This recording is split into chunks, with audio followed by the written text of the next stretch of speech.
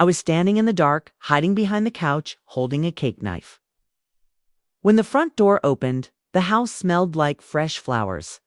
The balloons swayed above the table. Candles sat ready to light. I'd been waiting all day for this moment to jump out, shout surprise, and watch my husband Robert smile like he used to. But he didn't come in alone. A woman's voice whispered in the doorway, careful and low. "Are you sure you want to do it tonight?" Robert's voice, the same voice that once promised me forever, answered, "Yes, I'm sure." My fingers gripped the knife so tightly my hands hurt. "Do what?" Then I heard it, the sound of paper sliding from a folder. "She doesn't know," Robert said quietly. My heart stopped. He stepped inside, holding a long, thin white envelope. And before he could close the door, I saw her standing just outside in the glow of the streetlight. "Before we proceed, could you quickly let me know in the comment which city or country are you watching from? And please don't forget to subscribe to our channel for more real-life stories." Let me take you back. That morning, I woke up smiling. This was our wedding anniversary, 5 years since I'd walked down the aisle in white, shaking with happy nerves. I rolled over, kissed Robert on the cheek, and whispered, "Happy anniversary." He smiled, but it was small, quick, like he had somewhere else to be in his mind. "I've got a long day at work," he said, sliding out of bed. "Don't wait up for me," I laughed. "You say that every time I cook." "And you still eat my food?" Inside, I was already planning my surprise. I told him I had a meeting later so I could use the afternoon to decorate. He kissed my forehead, not my lips, before leaving. It didn't matter. I told myself tonight will make him remember us. At the store, I picked the prettiest cake white icing, pink roses, balloons in the colors of sunsets, ribbons that curled like smiles. I even bought fresh lilies, his favorite dot. By late afternoon, the table was set for 2. I'd written a card in my neatest handwriting. "Happy wedding day, my love. You are my favorite." Story 2, stick people holding hands. Simple, silly, us. Our song was cued on the speaker. Ready to play when he walked in? The house felt alive, like it was waiting with me. The first strange thing happened when Lena, our family friend, called. "Gina, have you spoken to Robert since he left?" she asked, her voice tight. "Not since morning." "Why?" There was a pause. No reason, just, "I heard he might be working late. Don't plan dinner, okay?" Her words sat heavy in my stomach. How did she know that if I hadn't heard from him? Before I could ask, she rushed out. "I'll call you later," and hung up. The second strange thing happened when I went to get the nice wine glasses from the cupboard. The box of important papers on the shelf above tipped open, and something white slid out. It was an envelope already opened with Robert's name on it. I don't open his mail, that's our rule, but one word at the top made my stomach twist. "Divorce." I dropped it. My hands shook. I told myself maybe it was old. Maybe it was a mistake. I was still wondering when the front gate clicked. Robert was home. I hid the envelope, turned off the lights, and stepped behind the couch with a cake knife in my hand. I told myself I'd see his face first. I'd know if it was true. Then I heard the woman's voice. "You sure you want to do it tonight, Robert?" "Yes, I'm sure." The key turned. The door opened. The hall lights spilled across the floor. He stepped inside, folder in hand. The woman stayed outside, but I could see her shadow.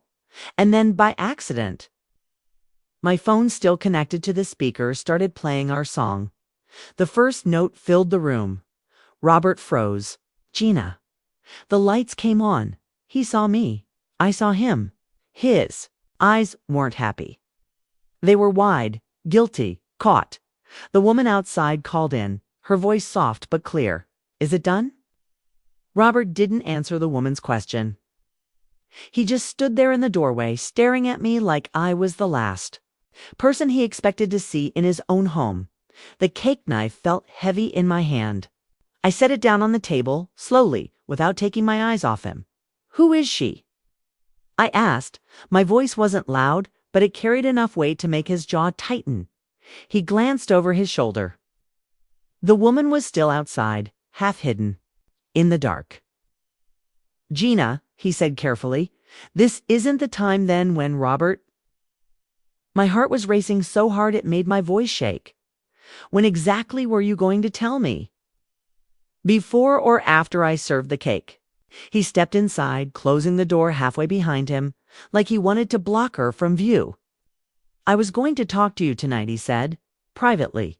"That's not what I heard." I folded my arms. "I heard you say she doesn't." "No." Robert looked down at the folder in his hand. He didn't open it. He didn't need to. I already knew what was inside. A sharp knock broke the silence. 3 times. Slow, deliberate. Robert muttered under his breath, then opened the door a little wider. The woman stepped in. She was calm, too calm for someone walking into a stranger's house on a night like this. Her perfume followed her in, replacing the smell of lilies. She looked at me directly. "I'm sorry you had to find out this way," she said, as if she'd rehearsed the line. My stomach turned. "You're not sorry," I said. "Sorry people don't walk into other people's homes holding divorce papers." Robert tried to speak, but she cut him off. "She deserves the truth, Robert." The truth, those 2 words made my palms sweat. I could feel the room tilt, not from fear, but from the sharp awareness that I was about to hear something I couldn't unhear. Robert put the folder down on the coffee table. He ran a hand over his face like he was stalling. "Gina, I didn't want tonight to go like this. Too late," I said. My voice cracked on the last word. The woman's eyes didn't leave mine. "You should know," she began. "This isn't sudden." Robert and I stopped. I held up my hand. "I didn't ask you to speak for him." Robert finally met my eyes. "We've been seeing each other," he said, the words almost too soft to hear. It was like someone had opened a window in the middle of winter. The cold hit me all at once. My ears rang. I gripped the back of a chair to steady myself. "How long?" I asked. Neither of them answered. That silence was louder than any confession. The woman moved a step closer to him. The way she stood angled toward him. Not me told. Me everything about her place in his world. I forced my voice to stay steady. "And what's her name?" He hesitated. "Emma." Emma, a simple name, but it burned into me like an acid. I took a slow breath. "Well, Emma, you've had your turn. Now leave my house." Her lips curved into something that wasn't quite a smile. "I'm not leaving until she knows everything," she told Robert. I turned to him. "What else is there to know?" Robert's throat bobbed as he swallowed. "Gina. She's not just someone I've been seeing." He stopped, looked at Emma, then back at me. "She's connected to you more than you think." Before I could demand what that meant, my phone buzzed on the table. Lena's name lit up the screen. I picked it up and answered without looking away from Robert. "Gina," Lena's voice was rushed, almost breathless. "You need to listen to me." "That woman with Robert Shees." The line went dead. I stared. At the phone in my hand, then at Emma. She was smiling now, not kindly, not nervously. Smiling like she'd just won. Emma's smile didn't move me. It was the kind of smile people wear when they think they're already holding all the cards. Robert's eyes stayed on the floor. I could feel my chest getting tight, like there wasn't enough air in the room. I looked at him.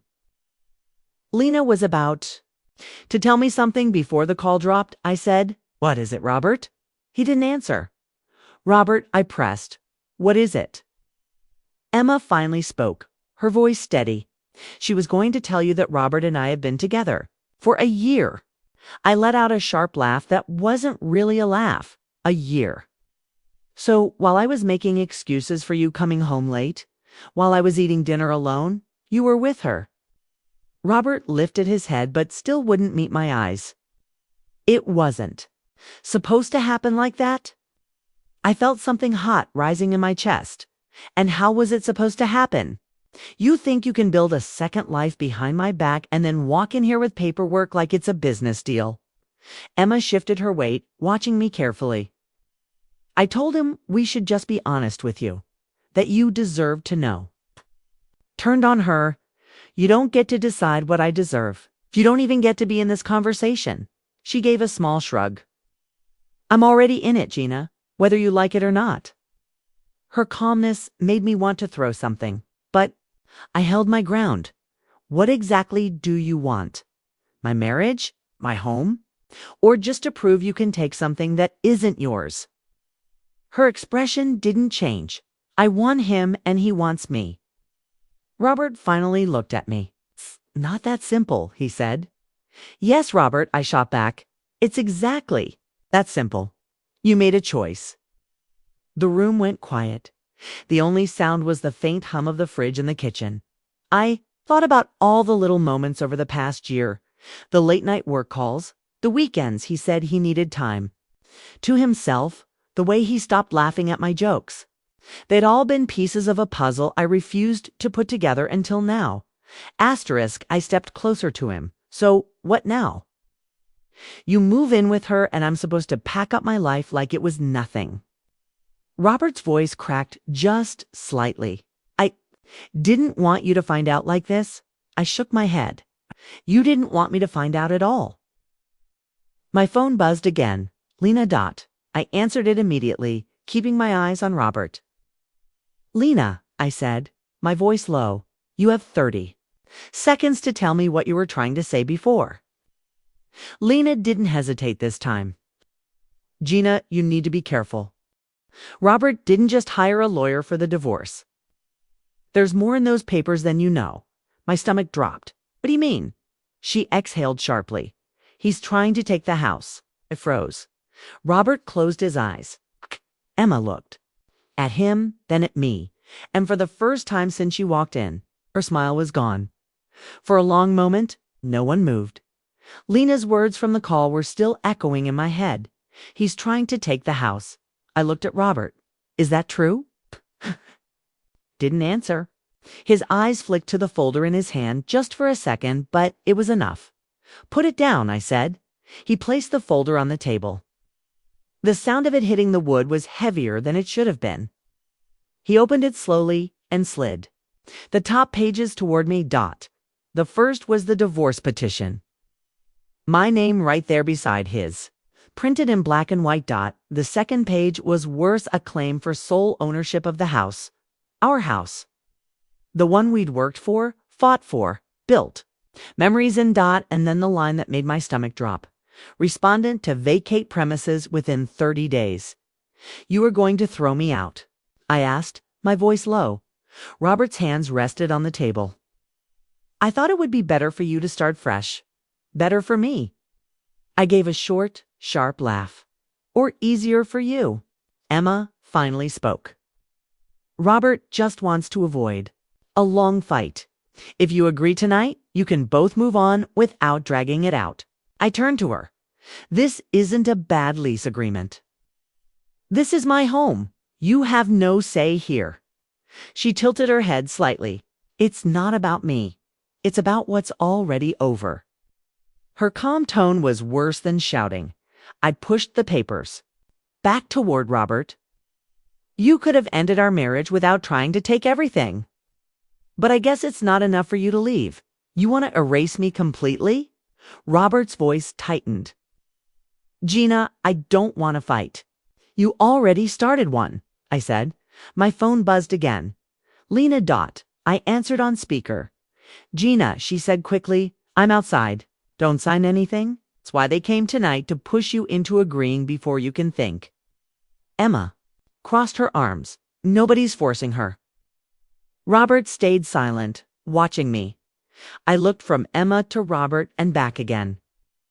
And I realized this wasn't just about leaving. This was about making sure I had nothing when they walked away together. I took a deep breath, steadying my voice. You picked the wrong night to underestimate me. I held my breath and counted to 3. 1, I said in my head. 2, 3. I was done being quiet. Here is what will happen, I told Robert and Emma. My voice was calm. I will not sign anything tonight. I will get my own lawyer. I will read every line. I will not leave this house. Emma opened her mouth. Raised my hand. No. Robert looked tired. Gina, no. I said again, steady. You do not get to rush me. You do not get to scare me. Not in my home. The doorbell rang. I walked over and opened it. Lena stood there with her keys in her hand and worry in her eyes. She stepped inside and hugged me like a wall. I'm here, she whispered. Emma shifted her weight. Robert stared at the floor. Lena saw the folder. On the table. Good, she said. You didn't sign. She looked straight at Robert. You tried to make her do this alone tonight. He didn't answer. I picked up my phone, opened the camera, and took pictures of every page in the folder. Snap. Snap, snap. Then I emailed them to myself and to Lena.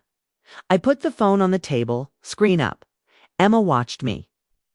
You don't have to make this hard. It was already hard, I said. You just didn't feel it yet. I slid the folder back across the table. Take your papers. Leave them with your lawyer next time. Not with me. Not on my anniversary.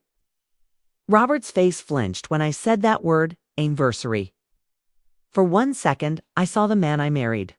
Then it was gone. Lena moved to the window and pulled the curtains open wide. Light from the street poured in. The room felt honest. Ground rules, I said. Number 1, I won't sign anything without counsel. Number 2, you will not come here unannounced again. Number 3, if you want anything from this house, you send a list. I'll put your things in boxes. You pick them up when I'm not. Here, with Lena watching, Emma folded her arms. You can't keep him out of his own house. Yes, I can, I said. Tonight, yes. This is not a safe moment for me. He can come back with notice, and not with you. Robert finally looked up. His voice shook. Gina, I never meant to hurt you like this. I nodded once, but you did. Silence sat down with us. The balloons in the arch moved a little soft and sad, like they could hear us. I went to the kitchen drawer and pulled out a small tin box. Inside were receipts, bank slips, and a copy of our deed. I laid the papers beside his folder. The down payment was my inheritance, I said. It is written here. I tapped the deed addendum with my finger. So, no, Robert, you do not. Take the house. We will argue on paper. Not here. Not tonight. She hadn't expected that. Robert closed his eyes like he'd swallowed a stone. Lena nodded at me, proud. We'll call a lawyer in the morning. A good one. I took off my ring. The little gold band was warm from my skin. I turned it in the light. So small. So heavy. I set it on the table between us. This part is over, I said. But I am. Not over. Robert took a step toward me. Gina, Lena stepped between us. No, she told him quietly. You've said enough. Emma sighed. Let's go, Robert. He looked around the room, the flowers, the card, the cake. His eyes stopped on the card with the stick, people holding hands. His mouth moved like he might speak. I didn't. He picked up the folder keys, I said. He frowned. What? Your copy, I said, holding out my hand. You do not come in here without notice again. He hesitated. Then he took the keys from his pocket and put them in my palm. I let them metal. Felt cold and right. Emma turned to the door. We'll be in touch. I know, I said. Through lawyers. They walked out together. The door clicked shut behind them. The house was quiet again. I locked the door. Then I slid the deadbolt. I stood there for a second, feeling the wood, the metal, the weight of safety line lean up. Lena came. To my side, breathe, she said. I did. In, out, slow. Real, we went back to the table. The cake sat there, still perfect, still silly, still mine. Do you want to? Lena asked, nodding at the knife. Yes, I said. I cut the cake. My hand was steady now. I put a slice on a plate for her, a slice for me. We sat, we ate. Tasted like sugar and brand new air. Do you want the song off? Lena asked, pointing at my phone. I pressed play. Our song filled the room, but it didn't feel like our song anymore. It was just music now, and it sounded different. Sounded like a door opening somewhere inside me. I picked up the anniversary card. I'd written the one that said, "You are my favorite story." I took a pen, crossed out one word, and wrote a new one. "I am my favorite story." Lena smiled when she read it. "That's better," she said. I stood up and started taking down the balloons, one by one. Not angry, not crying, just cleaning, making space. "Tomorrow," I said, "I'll call a lawyer. I'll call a locksmith. I'll call the bank. I'll make a list. I'll sleep in the middle of the bed." Lena bumped my shoulder with hers. "And tonight," I said, "I finished this cake." We ate another bite. Then I walked to the door, checked the lock again, and turned off the porch light. I didn't need to light the way for anyone else tonight. I went back to the table, blew out the unlit candle anyway, and smiled at myself for the first time all day. No papers signed. No house given away. No voice lost. I chose me, and that was the true surprise.